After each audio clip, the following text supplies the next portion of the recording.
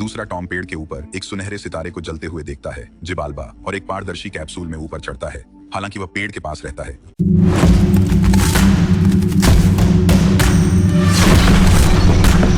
वह अपने मिशन की सफलता के लिए प्रार्थना करता है और अपने साथियों से अपना कार्य पूरा करने का आग्रह करता है। स्पेनिश एक पिरामिड के पास पहुंचते हैं, जहां उनकी मुलाकात एक समूहमय योद्धाओं से होती है। टॉमस के साथी भागने की कोशिश करते हैं, जबकि वह अकेले ही योद्धाओं पर चार्ज करता है। उसे पकड़ लिया जाता है और पिरामिड में घसीटा जाता है, जहां एक मय पुरोहित उस पर हमला करता है। टॉमस चिल्लाता है और फिर अंधेरा छा जाता है।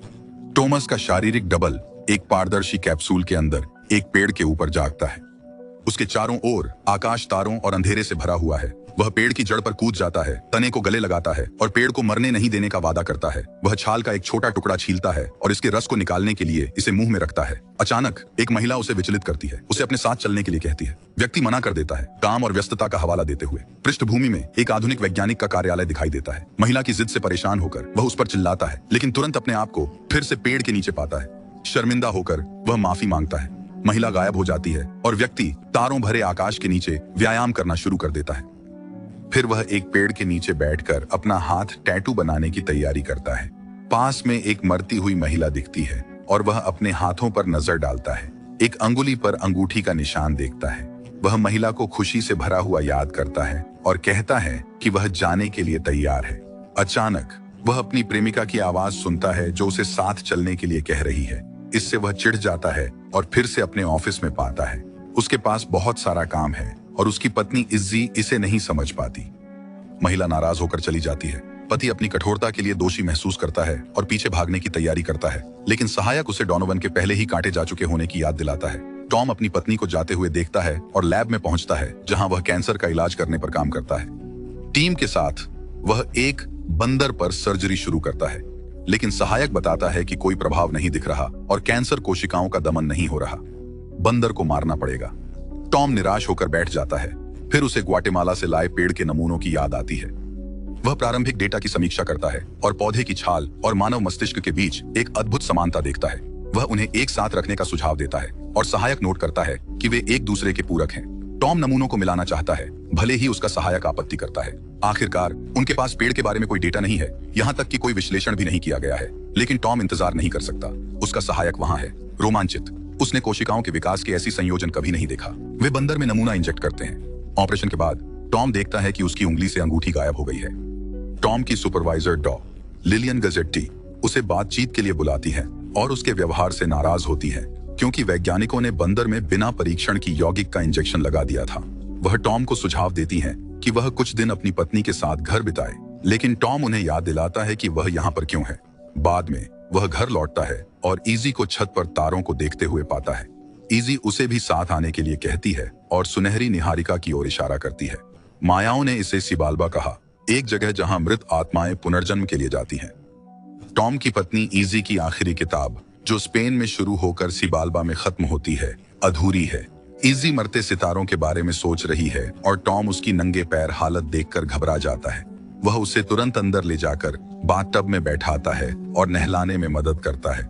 इजी उसकी अंगूठी को नहीं पाकर हल्का मजाक करती है, जिससे टॉम आहत होता है और इजी माफी मांगती है। लेकिन इसी दौरान टॉम को एहसास होता है कि इजी को ठंड या गर्मी महसूस नहीं हो रही है, जिससे इजी डरती है, क्योंकि उसे लंबे समय से यह एहसास नहीं हुआ। टॉम अपनी पत्नी को आश्वस्त करता है और वह उसे बाथटब में खींच लेती है, जहां लोग एक दूसरे के प्रति अपने प्रेम का इजहार करते हैं। बाद में इजी अपने पति को अपनी किताब देती है, क्योंकि उसके लिए यह जानना महत्वपूर्ण है कि उसकी राय क्या है। लेकिन तभी उसे एक कॉल आती है, जिसमें उसे तुरंत लैब में लौटने के लिए कहा जाता है। टॉम वहां दौड़ा जाता है और अपने सहायक को खुशी की उत्तेजना में पाता है। डोनोवन बंदर न केवल ठीक हो गया है, बल्कि बेहतरीन स्थिति में है और उसके सिर का निशान लगभग ठीक हो गया है। इसके अलावा परीक्षणों ने बढ़ी हुई मस्तिष्क गतिविधि दिखाई है, जो कि बस अद्भुत है। हालांकि कैंसर कोशिकाओं ने प्रतिक्रिया नहीं दी है, लेकिन वे बढ़ी भी नहीं है।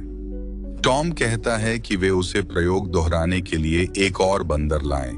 बाद में वह घर लौटकर इजी की किताब एड फाउंटेन पढ़ता है। पहले अध्याय में स्पेन आग की लपटों में घिरा है। ग्रैंड इंक्विजिटर खुद को कोड़े मारता है, क्योंकि विधर्मियों ने अपनी भूमि चर्च को दे दी। अब रानी कमजोर हो जाएगी। कॉन्क्विस्टाडोर टॉमस वर्डे को इंक्विजिटर को मारने का फैसला करता है, इसाबेला की मना करने के बावजूद। इंक्विजिटर विधर्मियों का परीक्षण करता है और प्रचार करता है कि शरीर आत्मा के लिए एक जेल है जिसे केवल दुख सहने से बचाया जा सकता है। दोषियों ने कबूल किया कि उन्होंने रानी की सेवा की, जिसने भगवान के वचनों को विकृत किया और अमृतत्व की तलाश में स्पेन को पाप में डुबो दिया। लेकिन यह मूर्खता है, क्योंकि मौत अपरिहार्य है। निर्णायक दिन आ रहा है। थॉमस इंक्विजिटर पर निशाना साधता है, लेकिन उसे इसाबेला को रिपोर्ट करने का आदेश मिलने पर बाधित कर दिया जाता है। उसके पास आज्ञा का पालन करने के अलावा कोई विकल्प नहीं है। रानी अपने सेवक का स्वागत करती है और उससे कहती है कि किसी भी कीमत पर स्पेन की रक्षा करे। वह एक पवित्र पिता को आमंत्रित करती है। एक मय पुजारी का खंजर दिखाया गया जो साउथ अमेरिका से लाया गया था। उस पर खुदा नक्शा उस स्थान को दिखाता है जहां जीवन शुरू हुआ था। वहां जीवन का एक विशेष वृक्ष है जिसका रस पीने से हमेशा के लिए जीवित रहा जा सकता है। थॉमस गुस्से में आ जाता है और शाश्वत जीवन की कहानी को समझने में असमर्थ होता है। रानी उसे बाइबल के गार्डन ऑफ ईडन और 2 वृक्षों की याद दिलाती है। आदम और हव्वा ने जब ज्ञान के वृक्ष से खाया तो भगवान ने उन्हें गार्डन से बाहर निकाल दिया और जीवन के वृक्ष को छिपा दिया। थॉमस मिशन स्वीकार करता है और उसे पूरा करने का वादा करता है, और इसाबेला वादा करती है कि वह दास्ता से देश को मुक्ति दिलाने के बाद उसकी ईव बनेगी। उसे अपने अंगूठी को प्रतीक के रूप में देती है। टॉम किताब गिरा देता है और वास्तविकता में वापस आ जाता है, लेकिन इज्जी कहीं भी नहीं मिलती। वह उसे म्यूजियम में पाता है जहां वह खुशी खुशी एक नए पुस्तक का अध्ययन कर रही होती है। वह पहले व्यक्ति की तस्वीर की ओर इशारा करती है जिन्होंने दुनिया के लिए खुद को बलिदान कर दिया। जीवन का पेड़ उसके पेट से उगा था। उसका शरीर जड़ों के लिए पोषण बन गया जो फैला और धरती का निर्माण किया। उसकी आत्मा शाखाएं बन गई जो ऊपर उठी। पहले पिता का सिर ऊंचे आकाश में है और यही जिबाल्बा है। टॉम परियों की कहानियों पर विश्वास करने के लिए उसे चिढ़ाता है और शाम तक अलविदा कहता है। हॉल से बाहर निकलते ही उसे गिरती किताबों की आवाज आती है और वह इज्जी को बेहोश होते देखता है। वह अस्पताल में उससे मिलने जाता है और सब कुछ ठीक होने का वादा करता है, लेकिन इज्जी जानती है कि वह मरने वाली है। टॉम बताता है कि एक खोज हुई है, पर इज्जी उसे आश्वस्त करती है कि उसे डर नहीं है। टॉम लैब में वापस जाता है जहां वैज्ञानिक उनके अनुसंधान के परिणामों से आश्चर्यचकित हैं। डोनोवान के मस्तिष्क ने 12 साल जवानी का अनुभव किया है, लेकिन कैंसर अभी भी बाकी है। टॉम गुस्से में साथियों पर चिल्लाते हुए दूसरी सर्जरी के लिए तुरंत कहा। उसे बताया गया कि इज्जी बेहतर है, पर टॉम नहीं रुकता। सर्जरी के बाद लिलियन अपनी नाराजगी जताती है, चेतावनी देती है कि सफलता को जल्दी नहीं पाया जा सकता। टॉम जवाब देता है कि वह उम्र बढ़ने का नहीं बल्कि कैंसर का इलाज ढूंढ रहा है। लिलियन समझ नहीं पाती कि वह अपनी पत्नी के साथ क्यों नहीं है और उसे याद दिलाती है कि रातों रात इलाज पाना असंभव है। टॉम अपनी गायब अंगूठी को याद कर उसे रूखे स्वर में चुप कराता है। बाद में टॉम क्लिनिक जाता है और इज्जी के पास लिलियन को पाता है। उसकी सहयोगी टॉम के व्यवहार के लिए माफी मांगती है। टॉम अपनी पत्नी के पास रहता है जो उसे लिखने के औजार देती है। उसकी किताब का आखिरी अध्याय अधूरा है और वह उसे इसे पूरा करने के लिए कहती है। टॉम कहता है कि उसे नहीं पता क्या लिखना है, लेकिन इज्जी उसे आश्वासन देती है। वह मायन गाइड मोइसेस मोरालेस की याद दिलाती है जिसने अपने पिता की कब्र पर बीज लगाया था। पेड़ उगता है और इज्जी बताती है कि उसे अब किसी चीज का डर नहीं है और उसने खेत पर दफन होने की इच्छा व्यक्त की। टॉम उसे रोकने की कोशिश करता है, लेकिन इज्जी उसे याद दिलाती है कि वह हमेशा उसके साथ रहेगी। दृश्य दूसरी वास्तविकता में बदल जाता है जहां टॉम एक ब्रह्मांडीय यात्री के रूप में पेड़ के पास खड़ा है और उससे बात करता है, वादा करता है कि शबाबा की मृत्यु के बाद पेड़ फिर से खिलेगा।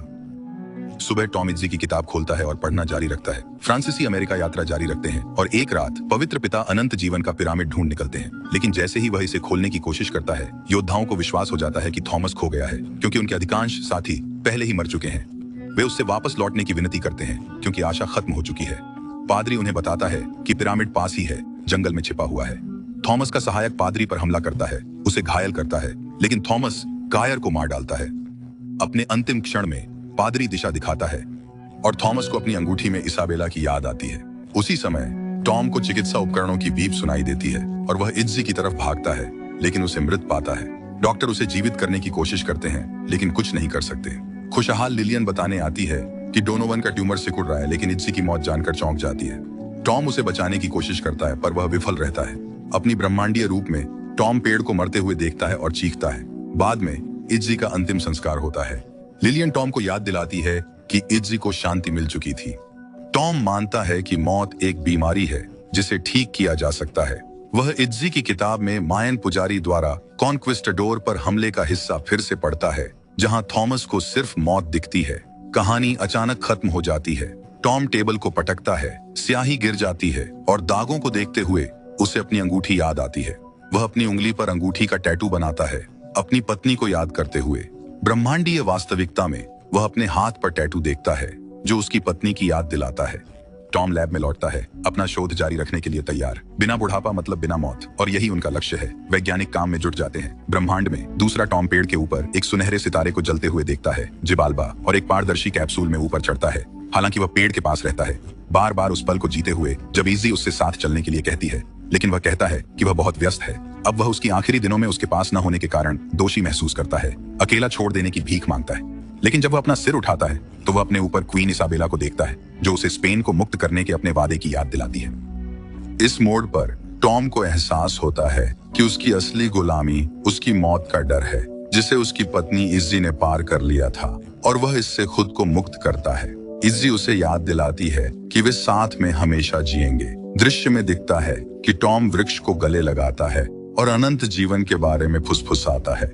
वह फिर से इज़ी को देखता है और इस बार काम चुनने के बजाय वह उसका अनुसरण करता है। टॉम का दूसरा रूप पेड़ पर चढ़ता है और शांति पाता है।